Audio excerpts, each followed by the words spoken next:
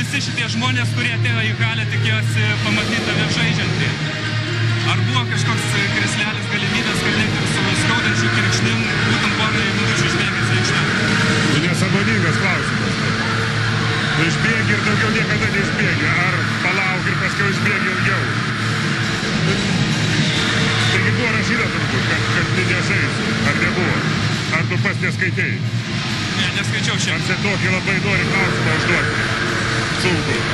Noriu kaip tik lengvesnį. O kaip Žalgiris šitie dabar 8 taškai Neptūno naudai? Ar likus porai minučių, jeigu toks rezultatas bus, gal kartais išjungsi? Sekantis klausimas. Tam klausinėjai nesąmonės. Kur mes skaitai pasiruošti, tai aš negaliu žaisti.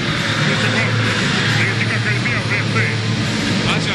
Kad nežaisi, tu mane klausi, ar žaisi, jeigu žaisi. Ačiū. Nėra už ką, bet tai aš nesupratau tavęs visai. Tu supratai save?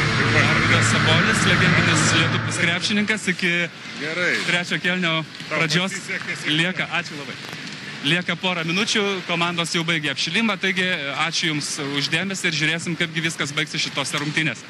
Sudėm.